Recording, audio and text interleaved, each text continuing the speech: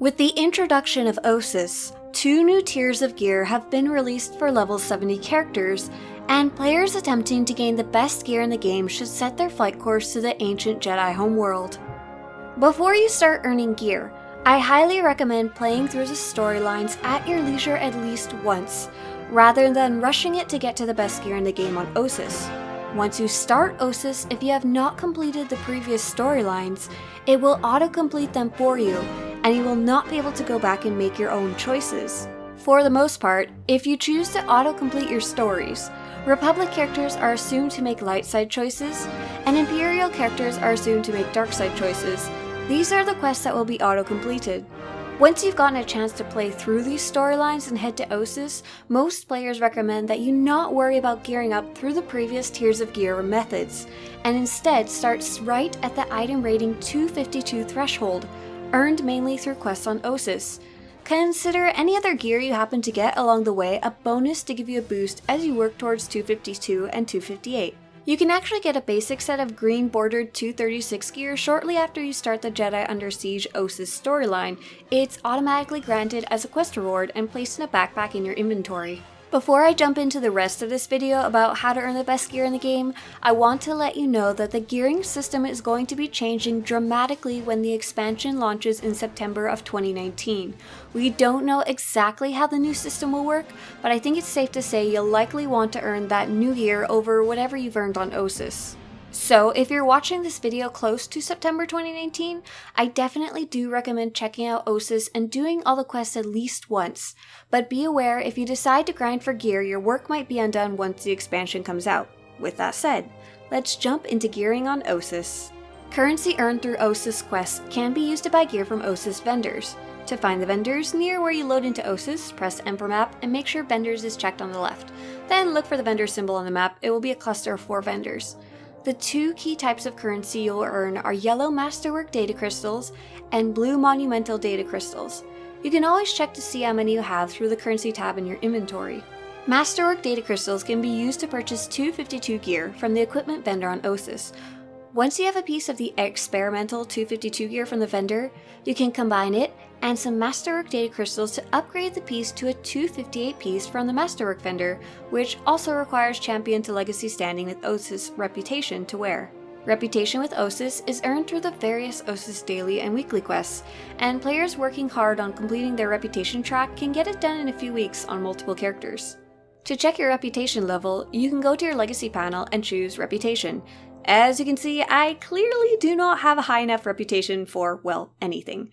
To upgrade your gear, you must have the original item rating 252 shell of the armor, so don't throw it away even if you pull out the mods and the enhancements. The rarer Monumental Datacrystals can be used to upgrade your 252 experimental weapons and offhands to 258 along with some Masterwork Data Crystals. When choosing gear, it's important to pick the 252 pieces that will eventually lead to the 258 pieces. You cannot buy a 252 piece with one combination of stats and upgrade it to a 258 piece with a different combo of stats. For example, you can't trade an item rating 252 accuracy implant for an alacrity or crit one in 258. You should also be aware that enhancements are bound to the type of item they come in. For example, you cannot put an enhancement you got from a pair of Ossus boots into a pair of gloves. You can only put it into another pair of boots. For tanks and healers, there's no real choices and you just pick the tanking or healing pieces, but for DPS, you have some choices for how to gear. I've included some info and a link in the description of this video if you're working towards best in slot. The other 2 vendors in this room sell cosmetic items like armor and decorations, which cost credits and relics of Ossus, which are earned through doing the Ossus quest and require different reputation levels. If you enjoy stronghold decorations, some of the decorations are pretty cool and a great side reward for working on your gear. To start earning 252 and 258 gear after you've completed the Ossus storyline, head to the glowing blue mission board near where you load into the planet and pick up all the quests. There are quite a few, so you may need to clear your mission log. There are also a few quests from quest givers spread around Ossus near the speeder points. Daily quests can be done once per day, and weekly quests can be done once per week. The daily quests and Heroic 2+ quests can mostly be done alone, while the Heroic +4 one is best to do with 2 or more players in a group. The quest Weekly Daily Area Ossus quest, which requires you to complete 10 Ossus daily missions, will allow you to choose one of 3 rewards. which will get you a randomized piece of gear. You can choose from the lower body randomized box, the tech box, or the upper body box for your current discipline. The one-time Flesh and Steel quest to defeat the 2 open world bosses, R8X8 the droid and Kil'Cik the mutated Geonosian, will let you choose one artifact level 252 reward. You can choose either a main hand or offhand for your class. Players are often forming up groups to fight the world bosses, as it is not a solo quest, so keep your eyes on general chat for large groups forming up. They are often shorted to WBs in chat, short for world bosses. These fights are rather intensive, so make sure to bring your own med packs and turn down your graphics settings and turn off nameplates for the least amount of lag. For R8X8 the droid, make sure you are standing behind the boss to take less damage. If you get a red circle around your feet, run away to an area with no other players and wait there until it drops off of you and onto the ground. Bonus points if you can do that, and also drop it on a fuel cell. You can also help your group by using your interrupt ability when you see the boss cast Incinerate. For Kil'Cik, I don't care. The bug boss, the fight is pretty simple. Just try to stay out of the red circles and the nasty slime circles on the floor. If you die while the droid boss has more than 15% health, return to the med center and run back to rejoin the fight. The nearest speeder is the Ancient Ruins outpost, and the nearest quick travel point is the Dead Forest. If the droid boss is under 15%, just stay dead where you fell until the fight is over so you get credit for defeating the boss.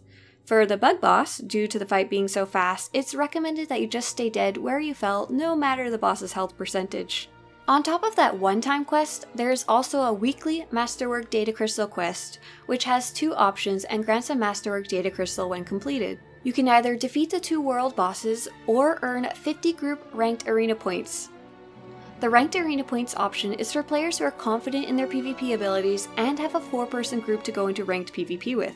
The weekly Monumental Datacrystal quest is one of the harder quests to complete, but it has an awesome reward of a Monumental Datacrystal, which you can use to upgrade your weapons and offense to the highest tier of gear.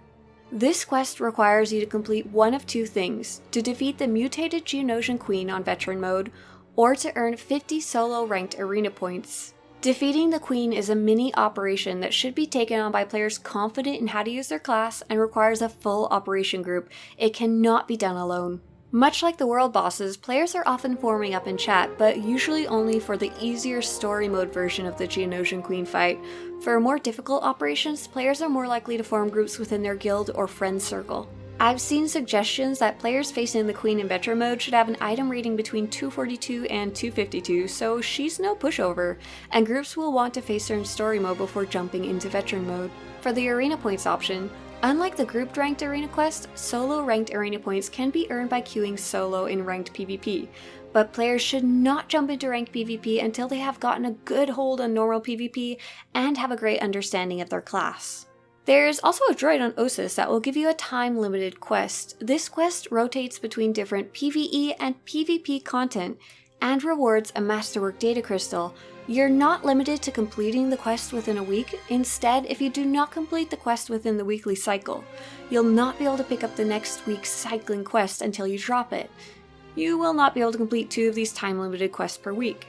If you only like a specific type of content but know you don't have a lot of time to play this week, you can always pick up the quest and complete it next week. Note that the quests sometimes do reset during major patches. There is one more way to get Masterwork Data Crystals. If you have unassembled components earned through PvP, Master Mode operations, daily rewards for flashpoints, uprisings and operations, and Galactic Starfighter, and from disintegrating gear with stats from command crates, you can turn them in for Masterwork Data Crystals each week through a quest giver near where you land on Ossus. This smuggler will sell you the first crystal for 500 unassembled components, and will then sell you a second one for 1,000 components per week. In short, to get the best gear in the game, do the quests on Ossus, earn Masterwork Data Crystals to buy and upgrade your gear to 252 and 258, and you're good to go.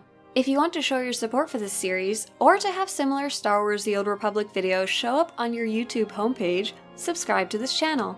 And as Master Nostral says, it's probably time you have a chapter all your own, but that'll have to wait till you gear up. See you later, and may the Force be with you.